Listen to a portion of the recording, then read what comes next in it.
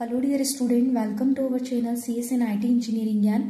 DBMS के tutorials देख रहे थे। आज का जो हमारा टॉपिक रहेगा वो है B tree means balance tree. ठीक है, तो इस लेक्चर में हम देखेंगे बी ट्री क्या होता है, बी ट्री का structure, okay, with the help of example and searching in B tree and advantages of B tree. ये मल्टी लेवल इंडेक्सिंग का टाइप है बी ट्री और बी प्लस ट्री। तो हमारे ये 2 लेक्चर्स बचे हैं, B tree and B plus tree, then indexing topic हमारा कंप्लीट। हाँ, आपने अगर मल्टी लेवल इंडेक्सिंग का मेरा लेक्चर नहीं देखा है तो आप इससे एक बार गो थ्रू जरूर कीजिए। और अगर आप मेरे चैनल पर नए हैं तो प्लीज मेरे चैनल को सब्सक्राइब करना ना भूलें। मैं इसी टाइप से हैंड रिटन नोट्स के थ्रू आपको पढ़ाऊंगी। तो वीडियो को हम स्टार्ट करते हैं। बी ट्री क्या होता है? जो बी ट्री है is a self balancing search tree where data is stored in sorted manner. तो बी ट्री में जो डेटा होता है वो क्या होता है? स्टोर होता है शॉर्टेड मैनर में। ओके, हर नोड में की और पॉइंटर होते हैं जो डेटा ब्लॉक्स की ओर डिनोट करते हैं। Okay, so every node contain key and pointers that point to data block. तो हर नोड में क्या होता है?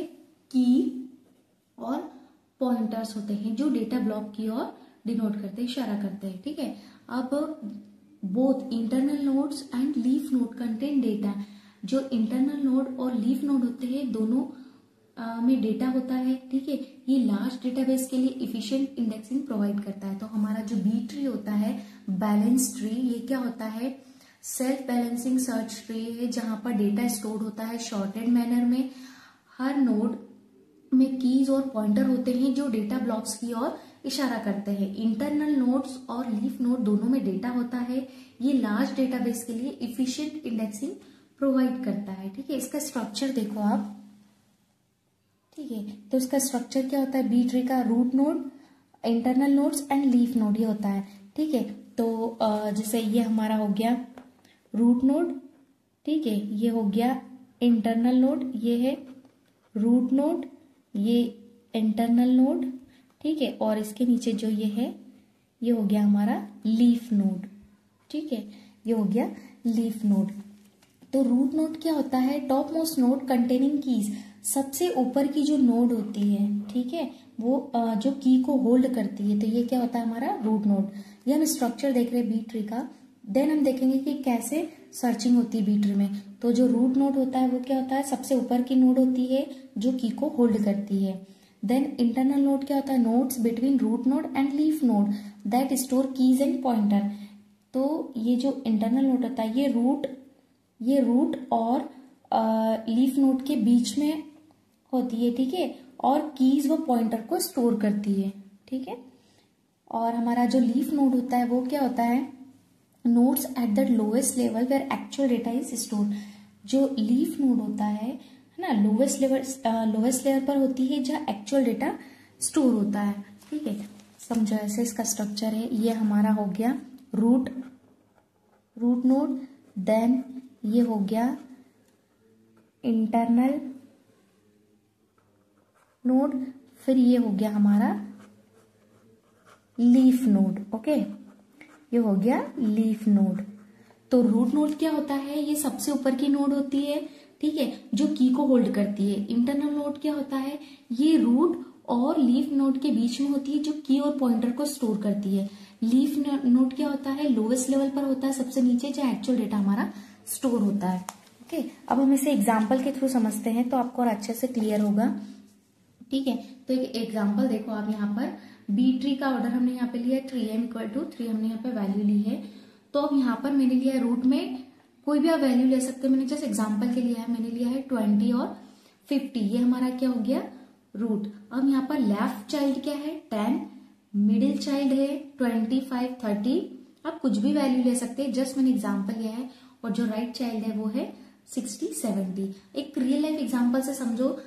Imagine a library where books are stored in section based on their category. मतलब एक लाइब्रेरी है जहां पर बुक्स स्टोर्ड है सेक्शन में, उनकी कैटेगरी के अकॉर्डिंग। तो रूट नोड क्या होगा? डिफरेंट सेक्शन होंगे, लाइक साइंस का होगा, हिस्ट्री का होगा। इंटरनल नोड क्या होगा? सब कैटेगरीज, लाइक फिजिक्स, साइंस में भी फिजिक्स होगा, केमिस्ट्री होगा, अंडर साइंस। ठीक है, लीफ नोड क्या होगा? Actual books store in the respective section. Okay, अब सर्चिंग कैसे होगी? ये मैंने यहाँ पर इसको डिनोट भी किया है कि रूट नोड हमारा क्या हो गया 20, 50, left child, middle child, right child. Okay, अब हमें मेन देखना है सर्चिंग कैसे होती है बी ट्री में। ओके, सर्चिंग देखना है तो सर्चिंग करने के लिए फर्स्ट स्टेप क्या होगी, if we search for 30, suppose हम लोग सर्च कर रहे हैं 30, we check the root node first. तो सर्चिंग करने के लिए स्टेप्स क्या क्या फॉलो करेंगे, सबसे पहले रूट नोड में सर्च करेंगे।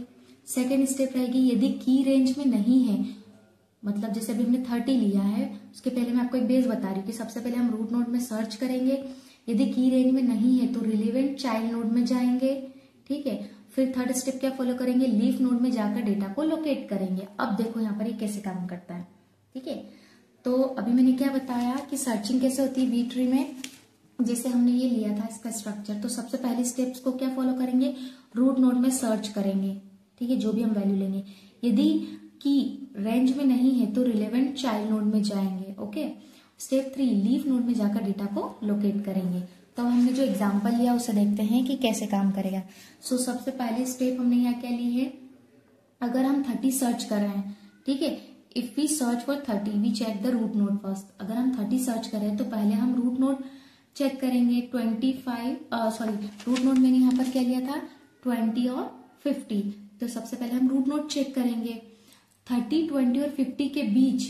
30 जो है वो किसके बीच में है, 30, 20 और 50 के बीच में है, 20 और 50 के बीच में है 30। ठीक है, तो हमारा मिडिल चाइल्ड जो होगा वो किस में जाएगा, 25 और 30 में जाएगा, वहां हमें 30 मिल जाएगा। ठीक है, आप इसको ऐसे समझो। मैंने यहाँ पर क्या किया है, सबसे पहले यहाँ पर लिया है रूट में 20 एंड 50, फिर इसमें लेफ्ट चाइल्ड मैंने लिया है 10, मिडिल चाइल्ड लिया है 25, 30, राइट चाइल्ड मैंने लिया है 60 और 70। ओके, ये मैंने लिया है। तो अब सर्चिंग के लिए सबसे पहले हमने क्या बोला था, रूट नोड में सर्च करेंगे। तो अगर हम 30 सर्च करें तो पहले रूट नोड 20 और 50 चेक करेंगे। अब जो 30 है हमारा, हम सर्च क्या कर रहे हैं 30 जो है वो 20 और 50 के बीच में है, तो हम मिडिल चाइल्ड 25 और 30 में जाएंगे। अब मिडिल में वहां पर हमें 30 मिल जाएगा। इस टाइप से सर्चिंग होती है। ठीक है, आप नोट्स एज इट इज बनाना, जो मैं समझा रही हूँ वही इसमें लिखा है। एडवांटेजेस क्या होंगे बी ट्री के, फास्टर सर्च, इंसर्ट और डेटाबेस ऑपरेशन, मतलब बड़ी डेटाबेस में परफॉर्मेंस इंप्रूव करता है। मेंटेनेंस, हाइड बैलेंस में डेटा को शॉर्टेड और बैलेंस तरीके से स्टोर करता है, जिससे इफिशिएंसी बनी रहती है। अगर लाइब्रेरी में बुक्स रैंडमली रखी जाए तो कितनी देर लगेगी सही बुक खोजने में, लेकिन बी ट्री जैसे स्ट्रक्चर से सब कुछ इजी और इफिशिएंटली हो जाता है। ओके, अगर आपको इस तरीके से बी ट्री समझ में आया तो प्लीज लाइक, शेयर और सब्सक्राइब करना ना भूलें। नेक्स्ट लेक्चर में मिलते हैं, तब तक के लिए हैप्पी लर्निंग।